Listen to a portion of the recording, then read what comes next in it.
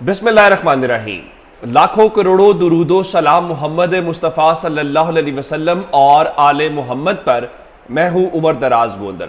ये जो मैं कह रहा हूं कि इमरान खान के नाम की मोहर लग गई है, ये मामला क्या है? आपने कुछ आज ऐसे हकायक सामने रखने हैं जो हकायक आपको जरा तसल्ली देंगे, हौसला देंगे कि जो मर्जी कर ले, ग्राउंड के ऊपर अवाम क्या कर रही है।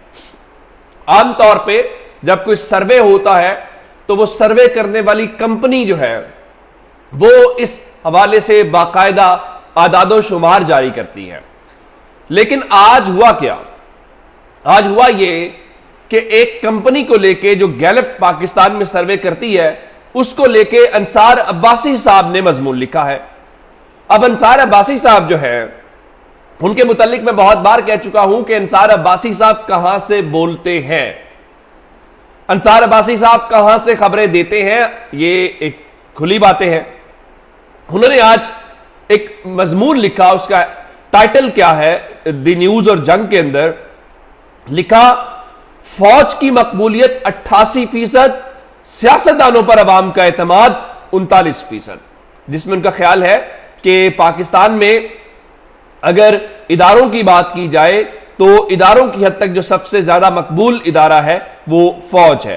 मैं इस बारे में अगर मजीद तफसीलात आपके सामने रखूं जो उन्होंने आज के इसके अंदर किया है, उनके मुताबिक गैलप ने जुलाई में कराए गए सर्वे के मुताबिक दीगर तमाम इदारों के मुकाबले में फौज की मकबूलियत सबसे ज्यादा 88% है। और उनके मुताबिक जो इस हवाले से अगर सियासतदानों की बात करें तो सियासतदानों में सबसे ज्यादा मकबूल जो है वो पाकिस्तान तहरीक इंसाफ है। जमातों की बात करें तो उनके मुताबिक पंजाब में जो लोगों को शामिल किया गया है, उनसे पूछा गया कि अगर आइंदा हफ्ते इलेक्शन हो जाए तो आप किस जमात को वोट देंगे। 41% ने कहा कि हम तहरीक इंसाफ को वोट देंगे। 28% ने कहा कि नून लीग को वोट देंगे। सिंध में 36% लोगों ने कहा कि वो पीटीआई को वोट देंगे। 35% ने कहा कि वो पीपल्स पार्टी को वोट देंगे। यानी सिंध के अंदर पहली बार ऐसा हो रहा है कि तहरीके इंसाफ को लेके लोग पीपल्स पार्टी से ज्यादा मकबूलियत जो है वो तहरीके इंसाफ की दिखाई दे रही है। खैबर पख्तूनख्वा के अंदर तहरीके इंसाफ को लेके 69% लोगों ने, 69% लोगों ने कहा कि वो तहरीके इंसाफ को वोट देंगे। और उसके बाद 12%, यानी कहां 70% और कहां 12%, 12% लोगों ने कहा कि वो नून लीग को वोट करेंगे। बलोचिस्तान को लेके बताया गया है कि बलोचिस्तान में भी तहरीके इंसाफ सरे फहरिस्त है। बलोचिस्तान में लोगों ने कहा तहरीके इंसाफ को, 36% लोगों ने कहा कि वो पीटीआई को वोट करेंगे। और उसके मुकाबले में आधा 18% ने कहा कि वो पीपल्स पार्टी को वोट करेंगे। अभी यहां पर रोकते हैं। पंजाब तहरीके इंसाफ आगे, खैबर पख्तूनख्वा तहरीके इंसाफ आगे, इवन सिंध और बलोचिस्तान वो भी तहरीके इंसाफ को वोट देने में इस वक्त सबसे आगे है। ये मैं नहीं कह रहा। अंसार अब्बासी गैलप के सर्वे को लेके, अंसार अब्बासी कौन है, गैलप का सर्वे क्या कहता है, उनके हवाले से अब आ जाते हैं इस बात के ऊपर कि जनाब सियासतदानों की मकबूलियत क्या है। और इस हवाले से जो सियासतदानों की मकबूलियत है उसमें बताया गया है कि जो इमरान खान की मकबूलियत है वो 60% है। चले, अगर उन्होंने बड़ी मोहतात है, उसके मुकाबले में आप छोड़ देते हैं कि नवाज शरीफ की, आसिफ जरदारी की, किसकी मकबूलियत है। गैलप सर्वे ये बताता है, जो अंसार अब्बासी का दावा है कि इमरान खान की मकबूलियत 60% है। और ओवरऑल जो है उसके मुकाबले में अगर नवाज शरीफ को देखा जाए और बाकी ये सारे मुस्लिम लीग नून की जो लीडरशिप है, उनको छोड़ के सिर्फ पाकिस्तान तहरीक इंसाफ का एक शख्स जो सदर है, और उसकी खूबी इस वक्त यह है कि वो तहरीक इंसाफ के साथ डटा हुआ है और झुक नहीं रहा। उसके घर वाले, उसके रिश्तेदार जो शुजात उससे मुलाकातें करते हैं, उसके बावजूद वो पार्टी को छोड़ नहीं रहा। उसका नाम है चौधरी परवेज इलाही। अंसार अब्बासी के मुताबिक गैलप सर्वे यह बताता है कि चौधरी परवेज इलाही की मकबूलियत भी, जो तहरीक इंसाफ के सदर हैं, जिन्होंने हमेशा प्रो एस्टैब्लिशमेंट और एस्टैब्लिशमेंट के इशारों के ऊपर सियासत की है, उनकी मकबूलियत नवाज शरीफ से राइट नो ज्यादा है।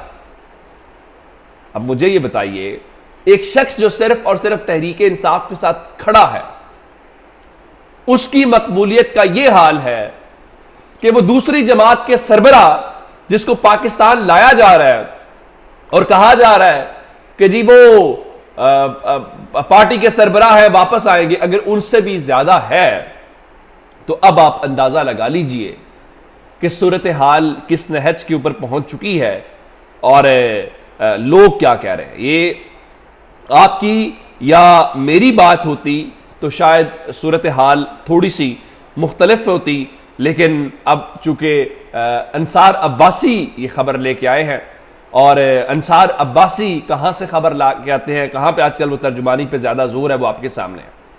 अब आपको एक और बात, नवाज शरीफ साहब बैठे रहे जरा ठंडे होके वहां पे।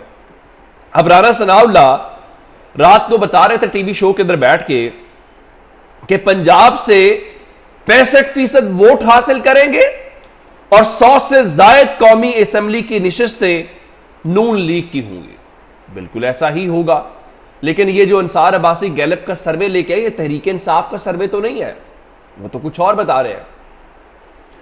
वो तो तहरीक इंसाफ के करीब भी आपको नहीं बता रहे। इवन पंजाब में भी आप तहरीक इंसाफ से पीछे हैं और आप कहते हैं 100 से ज्यादा नशिस्तें जीतेंगे।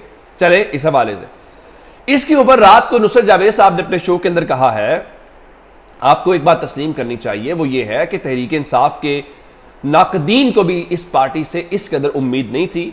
उनके मुताबिक वो जो रियासती जबर जब आता है तो उस पर कोई पार्टी इतनी मजामत कर सकती हो, और उनके मुताबिक चूंकि कहा जाता था ये मम्मी डैडी लोगों की पार्टी है, लेकिन जिस तरीके से उनकी खवातीन ने, जिस तरह उनके रहनुमाओं ने, उनके कारकुनों ने मजामत की है, वो बहुत ही नाकदीन के मुंह बंद करवाने वाली बात है।